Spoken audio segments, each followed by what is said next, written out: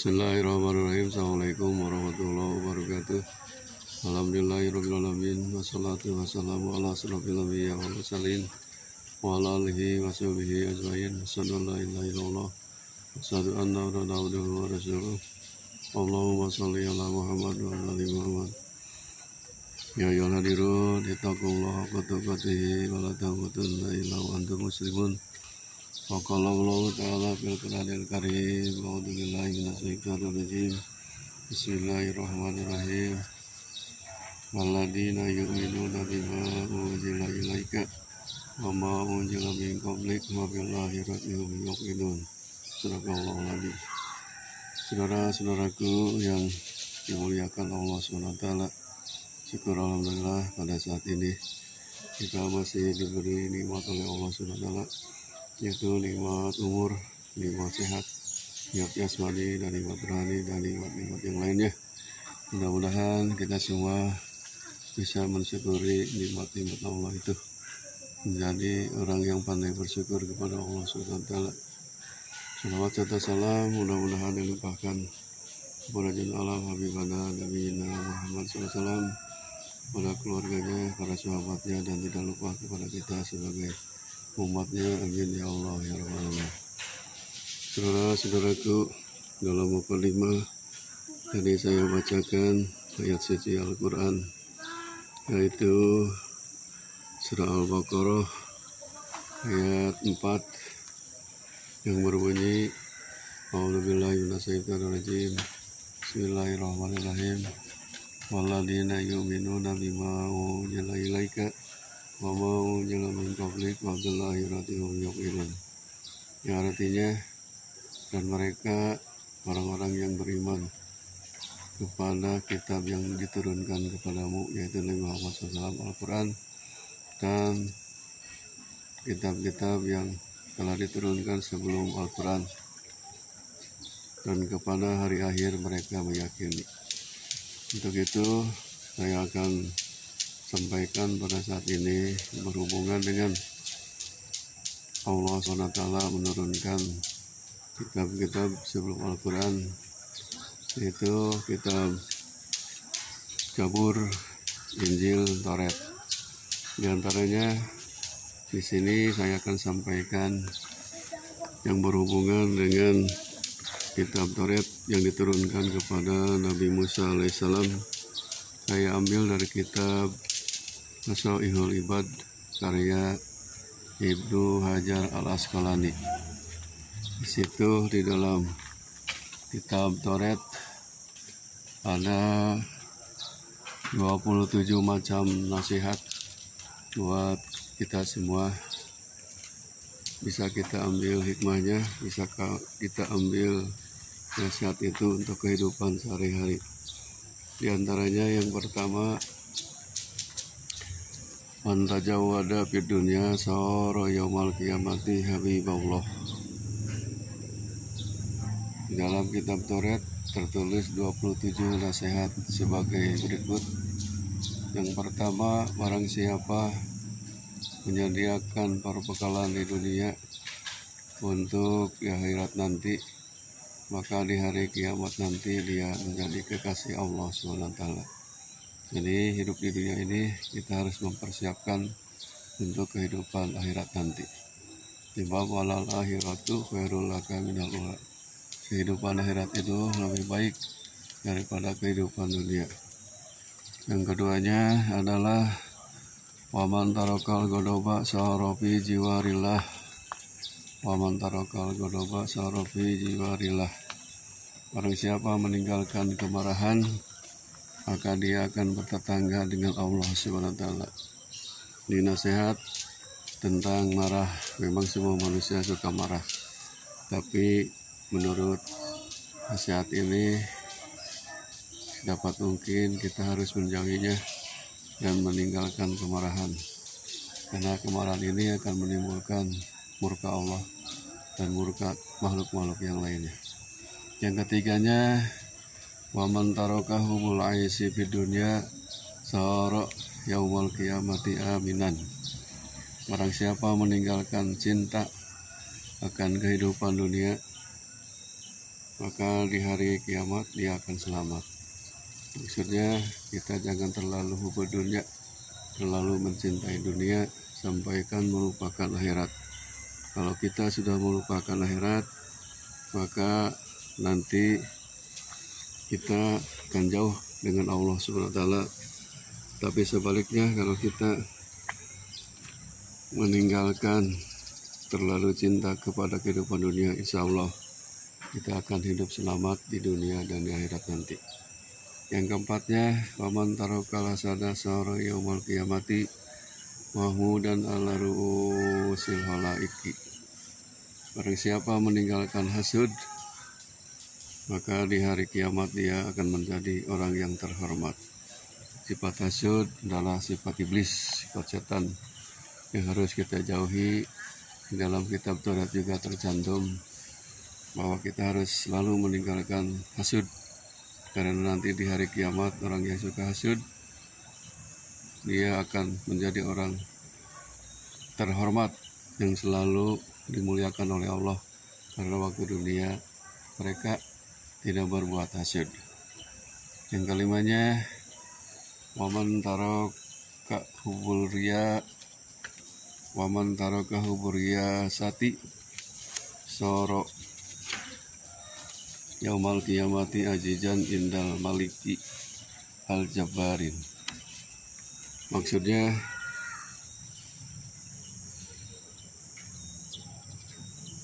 barang siapa meninggalkan cinta akan kedudukan dunia, maka di hari kiamat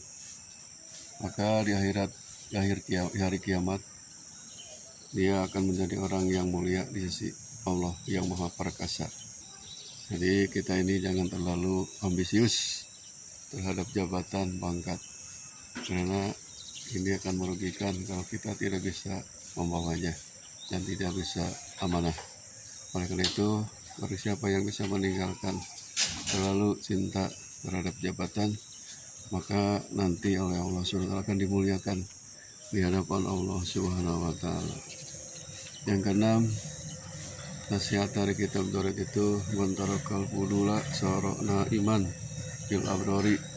Orang siapa yang meninggalkan hal-hal yang berlebih-lebihan, maka dia akan menjadi orang yang baik di tengah-tengah orang yang baik-baik. Apabila ada sesuatu yang tidak bermanfaat, tidak berguna, yang berlebih-lebihan, sebab Allah Subhanahu wa taala tidak suka kepada orang yang berlebih-lebihan. Wala tusrifun, janganlah kalian melampaui batas berlebih-lebihan, baik itu dalam berpakaian, dalam makanan, atau dalam kehidupan sehari-hari. Insya Allah kalau kita bisa meninggalkan hal yang berlebih-lebihan, maka dia akan menjadi orang yang baik di tengah orang-orang yang baik-baik. Kemudian yang ketujuhnya, mantarokal husumata fid dunya sara yaumal qiyamati minal faizin. Barang siapa meninggalkan permusuhan di dunia, maka di hari kiamat dia termasuk golongan orang-orang yang berbahagia. Ini merupakan nasihat bagi kita. Kita harus selalu meninggalkan permusuhan di dunia, karena permusuhan ini adalah dosa, harus dihindari dan dijauhkan. Dari akibat permusuhan jadi timbul pertengkaran, akhirnya hidup tidak tenang. Makanya tinggalkanlah permusuhan ini, karena tidak ada gunanya. Orang yang selalu meninggalkan permusuhan di dunia, maka nanti termasuk golongan orang-orang yang berbahagia, yang akan mendapat pahala, yaitu surga Allah SWT. Yang kedelapan, mantarokal buhla fi dunya sara madkuron indarusil halaiki. Barang siapa meninggalkan kekikiran di dunia, ia akan disebut-sebut namanya di kalangan manusia. Jadi orang ini adalah hidupnya tidak kikir, tidak pelit, karena orang pelit pasti dijauhi oleh Allah, dijauhi oleh manusia, dan dekat kepada neraka. Nauzubillahi min dzalik. Yang kesembilan, mantarokaro hatta bidunya sara yaumal qiyamati masruron. Orang siapa meninggalkan kesenangan dunia, pada hari kiamat nanti dia akan senang. Jadi seharusnya kita meninggalkan kehidupan kesenangan dunia, karena kehidupan di dunia ini wamal hayatud dunya illa mataul ghurur. Kehidupan bersenang-senang di dunia ini adalah tipuan belaka, sebab dunia ini akan sirna, tidak kita duluan atau dunia yang akan duluan meninggalkan kita. Yang ke-10, waman tarakal haroma sara yaumal qiyamati bi jiwaril anbiya. Barang siapa meninggalkan hal-hal yang diharamkan, maka di hari kiamat dia akan bertetangga dengan para nabi. Syukur alhamdulillah kita berusaha meninggalkan hal-hal yang haram, baik itu ucapan, perbuatan yang dilarang oleh Allah SWT, yang haram-haram tinggalkanlah. Karena orang yang selalu meninggalkan yang haram-haram ini nanti akan bertetangga, bersatu dengan para nabi dan para rasul. Yang ke-11, nasihat dari kitab Taurat ini, waman tarakal nadro fil haramid di dunia aprohallahu yaumal qiyamati fil jannah. Barang siapa meninggalkan penglihatan yang haram, maka Allah akan memberikan kegembiraan di dalam surga. Segala macam yang dilihat oleh kita tidak semuanya halal. Ada sesuatu perkara yang diharamkan untuk dilihat. Contohnya, misalkan melihat aurat perempuan yang bukan muhrim, itu adalah haram. Maka jauhilah itu. Karena orang yang selalu meninggalkan penglihatan yang haram, maka nanti Allah akan memberikan kegembiraan di akhirat, yaitu di dalam surga. Yang ke-12-nya, man qama bihawa ijin nasi di dunia qadallahu hawa ijuhu di dunia. Dan barang siapa yang meninggalkan kekayaan dunia serta memilih kefakiran, maka Allah akan membangunkan mereka di hari kiamat nanti bersama para wali dan para nabi. Jadi orang yang ingin dekat dengan para nabi, para rasul, para wali, maka jauhkanlah kehidupan dunia. Bukan artinya ingin hidup fakir, tapi jangan terlalu kubur dunia, cinta kepada dunia terus-menerus, sampaikan melupakan akhirat. Itulah nasihat yang ke-12. Nasihat yang ke-13-nya adalah man qama bihawa ijin nasi di dunia qadal hawa iju di dunia wal akhirah. Barang siapa memenuhi kebutuhan manusia di dunia, maka Allah akan mencukupi kebutuhannya di dunia dan di akhirat. Jadi kita harus saling tolong menolong. Apabila sesama manusia ada kebutuhan, keperluan, mohon pertolongan kepada kita, maka tolonglah apabila kita berada. Itulah saling tolong menolong. Dalam Quran, wa ta'awanu 'alal birri wa taqwa. Saling tolong menolonglah kalian dengan tolong menolong yang baik. Wala ta'awanu 'alal ismi wal 'udwan. Jangan saling tolong menolong dalam dosa dan permusuhan. Yang ke-14-nya, man arada ayyakuna lahu fi qabrihi munisun wal yakum fi dulmatil laili wal yusalli sholatan nafilah rakaatan. Barang siapa berkeinginan agar keadaan di kuburnya nanti merasa ada teman, merasa ada yang menemanin, ada teman, hendaklah dia bangun di tengah malam yang kelam, kemudian sholat sunat tahajud walaupun hanya 2 rakaat. Jadi di alam kubur ini alam kegelapan, tidak ada siapa-siapa pun. Kalau kita ingin punya teman di alam kubur, maka biasakanlah kita bangun tengah malam untuk sholat tengah malam yang mulail, minimal 2 rakaat, namanya sholat tahajud. Ke-15, waman arada ayyakuna fi dilin arsy rahmani falyakun jahidan. Barang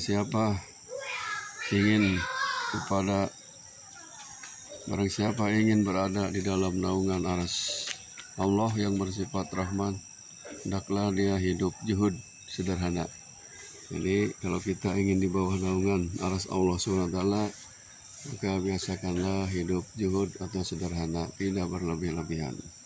Kemudian yang ke-16-nya, waman arada ayyakuna hisabuhu yasiro fal yakun nasihan li nafsihi wa ihwanihi. Barang siapa bermaksud agar keadaan hisabnya itu mudah, hendaklah dia suka menasihati dirinya sendiri dan saudara-saudaranya. Jadi kalau kita nanti dihisab, di yaumul hisab, maka hisaban itu ada yang berat, ada yang ringan.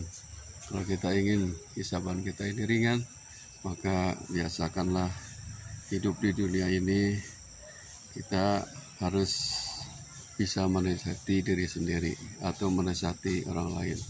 Watawasau bil haqi watawasau bis sabri. Saling nasihat menasihati dalam kebenaran dan saling nasihati dalam kesabaran. Nasihat yang ke-17, waman arada ayyakunal malaikatu jairina lahu falyakun rawarian. Barang siapa ingin dikunjungi oleh malaikat-malaikat, hendaklah dia hidup warok. Kalau kita ingin selalu dikunjungi oleh para malaikat, kita hiduplah secara warok. Warok itu adalah berhati-hati atau menerima apa adanya yang diberikan oleh Allah, baik kecil maupun besar. Selalu menerima dengan lapang dada. Itulah hidup warok. Kalau kita hidup warok, insya Allah malaikat akan menyertai kita. Kemudian yang ke-18-nya, waman arada ayyaskuna fi yuhbuhatil jannati falyakun dzakirallah bil laili wan nahari. Dan barang siapa yang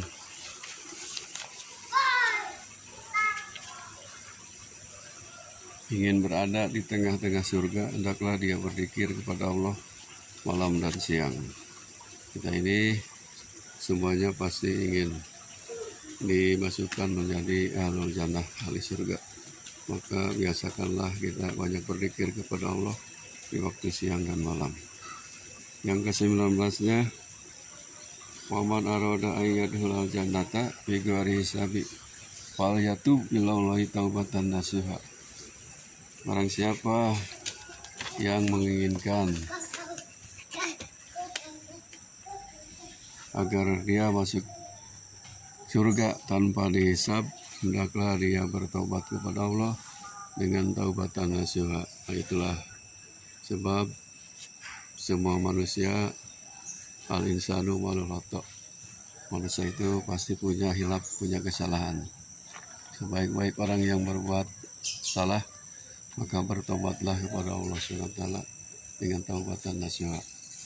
Dengan taubat nasuha ini pasti Allah sudah berjanji akan dimasukkan ke dalam surga tanpa dihisab.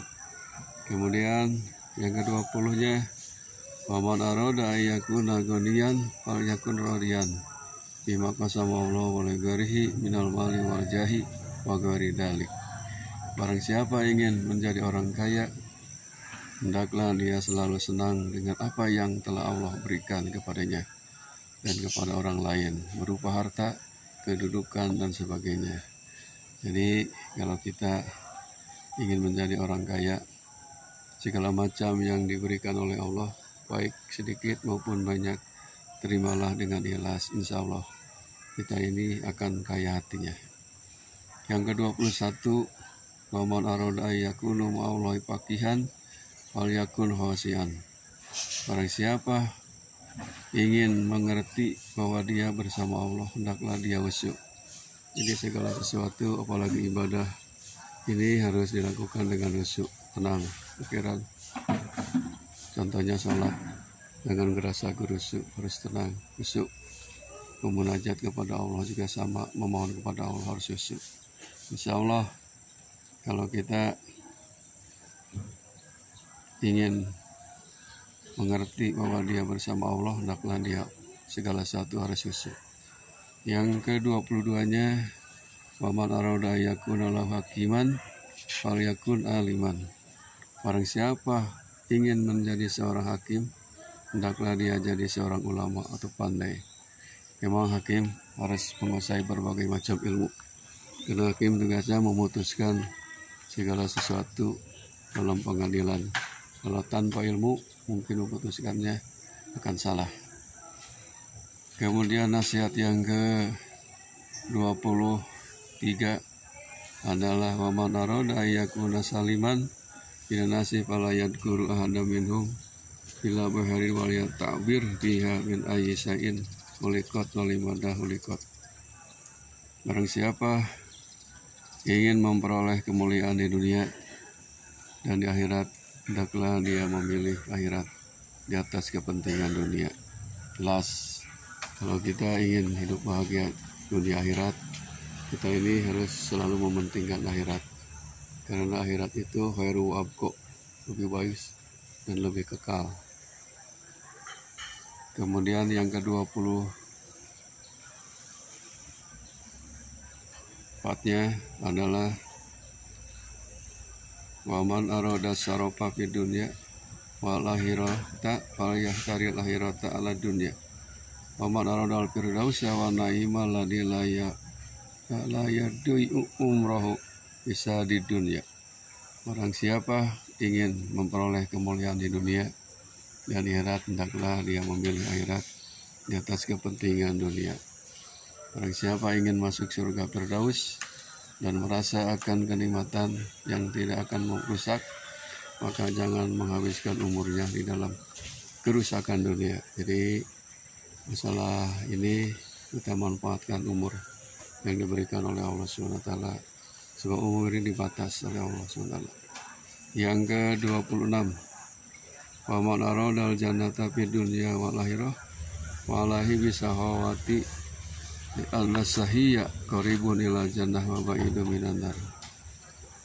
Barang siapa ingin mendapatkan surga dunia dan surga akhirat, hendaklah dia menjadi orang yang banyak memberi, karena orang yang banyak memberi atau dermawan dekat dengan surga dan jauh dari neraka. Itulah orang yang dermawan itu akan dekat dengan Allah, dekat dengan manusia, dekat dengan surga, dijauhkan dari api neraka. Yang terakhir, yang 27, waman arada ayyunawwirallahu binurit kami walai bitafakuri walitibari waman arada ayyakuna lahu badanun.